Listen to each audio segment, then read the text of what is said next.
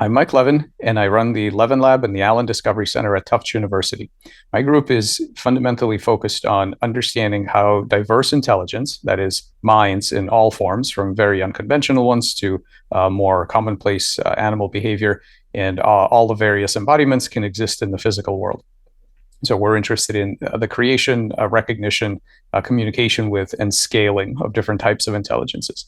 This is fundamentally highly related to the mission of the artificial life research, because we are interested not just in the examples of sort of the N of one tree of life as it exists on Earth, but actually all of the possibilities. What are the deep principles at work here that can explain a wide variety of natural, evolved, designed, engineered, and hybrid systems of all kinds.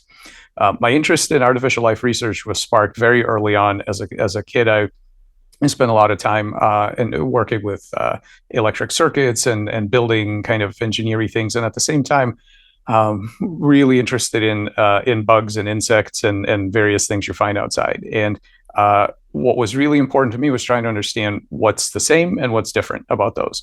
So complexity, the origin of it, where things acquire goals and preferences and behavioral repertoires that seem to have valence and the ability to solve problems and so on. And so this goes all the way back to my desire to understand where minds come from and how developmental biology shares some things with the way that we construct machines. And of course, it differs greatly in the way that we have constructed machines to date. And so this is something that I think artificial life has a huge role to play in the future across fields, including things that are not commonly talked about, like regenerative medicine, because of the ability of tools from artificial life to help us understand biology in a new way, understand how to communicate and how to modulate really complex systems that up until now we've only addressed as simple molecular machines. One of our most exciting and surprising recent findings along this line had to do with finding out that embryos, so in this case frog embryos, are able to resist various kinds of challenges, for example, drugs and mutations that normally result in various defects, let's say malformation of the face and head and so on. They're able to resist these defects much better as a group than they can individually. And in fact, large groups do way better than small groups. And taking apart this process mechanistically, we found out that there's a communication that goes on between embryos that allows them to solve the problem of how to complete morphogenesis, which is a kind of journey in anatomical space. So every embryo goes from being an egg to being a complex organism like a tadpole or a frog by moving around in the space of possible configurations, possible anatomical configurations of the body. And it turns out that groups of embryos complete that journey much better than individuals. Now, this may sound like cell and developmental biology as opposed to artificial life, but here's why I think it's really relevant. It has a very interesting multi-scale quality to it, because we know that individual cells cooperate and collaborate with each other, and in fact compete as well, in order to create a proper anatomical structure. This now suggests that at a higher level, so the level of multiple individual animals, as opposed to cells within one body, are also doing something quite similar. And in fact, we've created a cellular automata model that tries to explain why collectives are better at completing these kinds of tasks in the face of noise. And so this allows us to sort of think about a new kind of developmental biology of the group. That is, we could figure out policies, we could figure out error correction codes, error mitigation strategies, and use agent-based modeling to try to understand this kind of multi-scale ability of biological systems to cooperate in swarms to solve various problems. And in this case, it's a navigation task. And we've been developing ways to treat morphogenesis and in fact, not just emergence of complex form, but problem solving. So the ability to overcome various defects, various perturbations that arise either experimentally or naturally, and really understand the collective intelligence of cells solving problems in morphospace. So a view of development, regeneration, and remodeling as a kind of unconventional behavioral set of unconventional behavioral competencies of cells and tissues. And so this now suggests that we might be able to extend that even higher up a level to understand how groups do this. And I think this is an ideal context for the kinds of tools that are used in artificial life research, which include this ability to think across scales and to make abstract models of this kind of phenomena that aren't tied to a particular molecular context or a particular scale, such as cells and so on.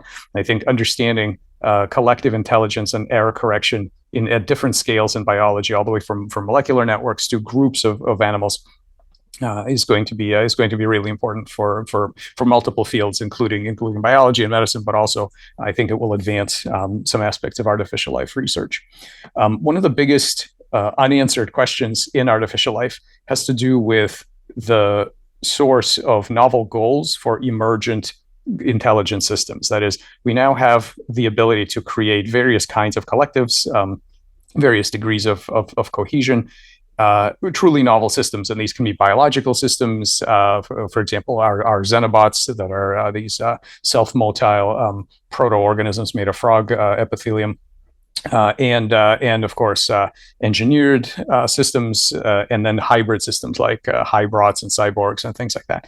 And in all of these kinds of systems, what we see is a strong emergence, not only of static features, but of goal-directed behavior. That is, the ability to pursue specific states with various degrees of ingenuity in doing so. And so this is perhaps one definition of intelligence: the ability to reach different goals, and reach the same goals rather by different means. And so the question then is, where do these goals come from? And I think for standard biological systems, the easy, but I think ultimately not necessarily correct answer is, well, they all come from evolution. They're all baked in by the history of that lineage being challenged by various environmental stressors and pressures. And it's the evolutionary history that sets all of the goals. And these are anatomical goals in terms of being able to make specific shapes, and of course physiological goals, and gene expression goals, and of course behavioral goals. And so these novel systems of the kind created by artificial life and synthetic bioengineering and so on now give us the really important opportunity to confront systems that in fact that don't have a lengthy evolutionary history here on Earth. They were created in the laboratory. The individual components, such as cells, might have had a history, but that particular configuration does not. And for example, in the case of our xenobots, there's never been selection to be a good xenobot. There's never been any pressure to be, well, there's never been any xenobots.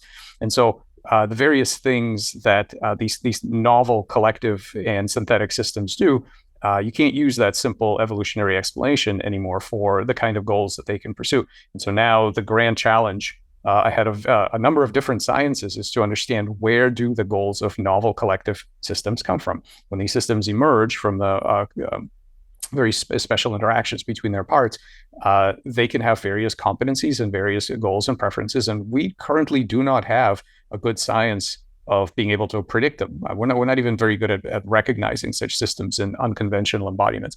But I think this is a hugely important thing for the future of artificial life, and various other disciplines across the biosciences, engineering, and for society as well. I think it's kind of an existential a magnitude of effort for humanity is to be able to understand, as we make these composite systems and structures, all the way from engineered kinds of things all the way to various social structures and so on, to understand, where do the goals of novel composite systems come from? How do we predict them? How do we modify them for pro-adaptive kinds of goals, and how do we develop a real science of goal directed